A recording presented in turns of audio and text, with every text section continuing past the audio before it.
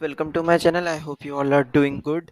तो stock of the week जो आज मैं आपके लिए लेके आया हूँ, जिसमें मैंने इस हफ्ते रिसर्च किया है और जो मुझे इस हफ्ते का बेस्ट स्टॉक लगा है वो है यूटीआई एसेट मैनेजमेंट। तो ये एक एसेट मैनेजमेंट कंपनी है, जैसे कि आप सबको पता है कि it is related to mutual fund investment. तो गवर्नमेंट भी काफ़ी सारी एड्स दे रहे हैं कि म्यूचुअल फंड में लोगों को इन्वेस्ट करना चाहिए। हालांकि हमारे इंडिया में सिर्फ 2% of the people he invest करते हैं, और अगर हम फॉरेन की बात करें तो बहुत इसका जो शेयर है इन्वेस्टमेंट का बहुत ज़्यादा है लोगों का। तो आने वाले टाइम में देर आर वेरी चांसेस कि म्यूचुअल फंड्स में काफ़ी इन्वेस्टमेंट्स होंगी, और धीरे धीरे वो बढ़ भी रही हैं कोविड के बाद से। तो चलिए, आज जो है वो स्टॉक जो मैंने सिलेक्ट किया है वो किस बेसिस पे सिलेक्ट किया है वो हम चेक करेंगे, और इसका टारगेट हम कहाँ तक देख सकते हैं। तो जो अभी मैंने है वो इसका यूटीआई एसेट मैनेजमेंट का जो है वो मंथली का जो है चार्ट ओपन किया हुआ है, और ये यहाँ पे मुझे एक सिंपल एक ये मैंने जो रेड लाइन ड्रॉ की है वो एक अभी जो मुझे करंट रेजिस्टेंस है इम्पोर्टेंट वो नज़र आ रहा है, जो कि मैंने ड्रॉ किया हुआ है। और अगर मैं इसका ट्रेंड लाइन भी देखूँ तो यहाँ पे एक अच्छा ट्रेंड लाइन बन रहा है।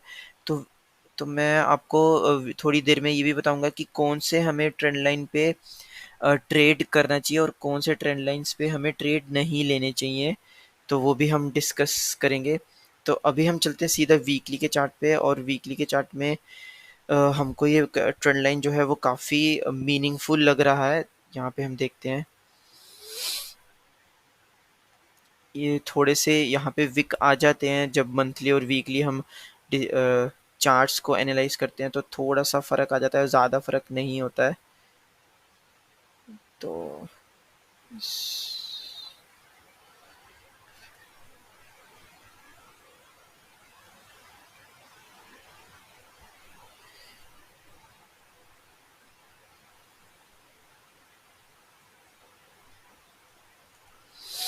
तो अभी जैसे कि आप देख रहे हैं कि यहाँ पे हमको एक ट्रायंगल टाइप का एक पैटर्न जो है वो हमें देखने को मिल रहा है, और ट्रायंगल पैटर्न एक बहुत ही सक्सेसफुल पैटर्न होता है।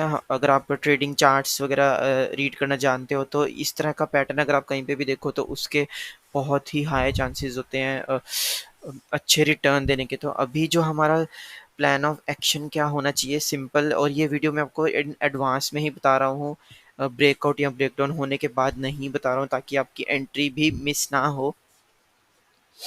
तो यहाँ पे अगर मार्केट किसी भी डेली कैंडल का क्लोज इस रेड लाइन के ऊपर अगर कहीं पे भी यहाँ कहीं पे भी करता है, तो यहाँ पे हमें बाइंग की अपॉर्चुनिटी देखने को मिल सकती है।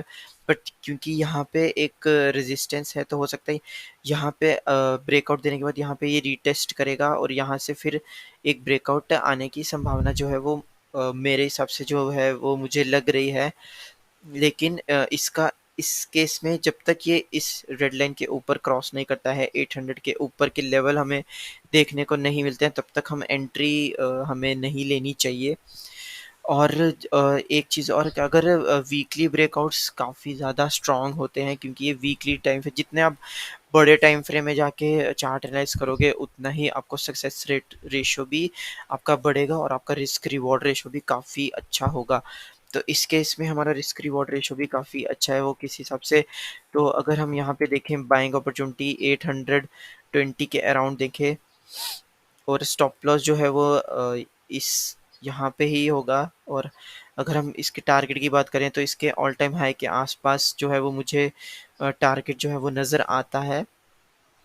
और अगर ये मार्केट अगर इसमें वीकली चार्ट में यहाँ पे ही कहीं पे आपको ब्रेकआउट देखने को मिलता है, वीकली कोई भी कैंडल यहाँ पे आपको देखने को मिलती है, तो इस वीक के लो के नीचे आप अपना स्टॉप लॉस रख सकते हो। तो इससे हमारा 1:4 1:5 का भी रिस्क रिवॉर्ड बन सकता है।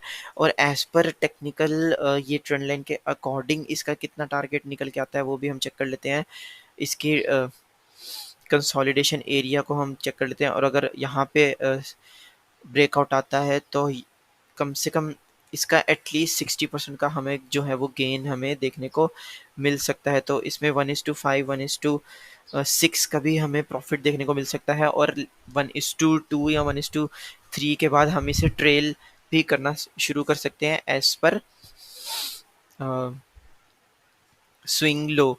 तो यहाँ पे एक दो चीज़ें आपको ध्यान रखनी है कि इसका जो है डेली टाइम फ्रेम में 800 के ऊपर ही ब्रेकआउट होना चाहिए है एटलीस्ट डेली टाइम फ्रेम की कैंडल में। लेकिन जब तक इसके ऊपर नहीं जाए तब तक इसमें बाइंग अपॉर्चुनिटी हम नहीं लेंगे। और अगर ये ऊपर जाने से पहले नीचे ही डाउनफॉल इसका आ जाता है, तब हम इसमें दूसरा कोई सेटअप देखेंगे। तो ये वाला सेटअप फिर कैंसिल हो जाएगा।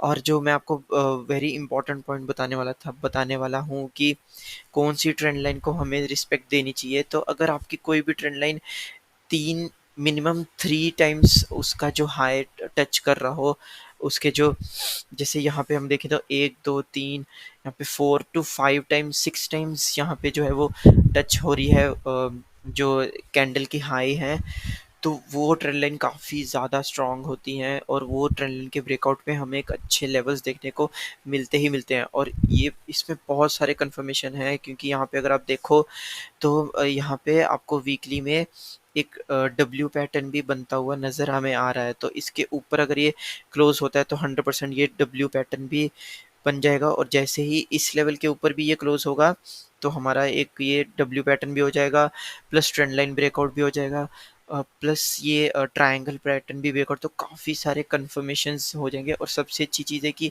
इस कंपनी का जो बोरोविंग्स हैं, जो उधार है, वो बिल्कुल ज़ीरो है, ज़ीरो डेट कंपनी है। तो इससे इससे अच्छी चीज़ तो हो ही नहीं सकती। और आपको इतने अच्छे कन्फर्मेशन पैटर्न्स मिल रहे हैं, तो हमें इस स्टॉक को तो मिस करना ही नहीं चाहिए। तो आई होप आपको समझ आया होगा। लेकिन फिर भी अगर आप इस पे इन्वेस्ट करने का सोच रहे हो तो अपने फाइनेंशियल एडवाइज़र से ज़रूर डिस्कस करें। मेरा तो मोटिव यहाँ पे हम सबको सीखना है, और आप सबको सिखाना है जो भी मैंने सीखा है आज तक 2 ढाई सालों में। तो आई होप आपको ये वीडियो क्लियर हुआ होगा, और हमारा कहाँ पे एंट्री है वो आपको मेन समझ में आ गया होगा। और आपका स्टॉप लॉसेस भी जो आपके ब्रेकआउट कैंडल्स होती हैं उसके नीचे ही हम स्टॉप लॉसेस रखते हैं।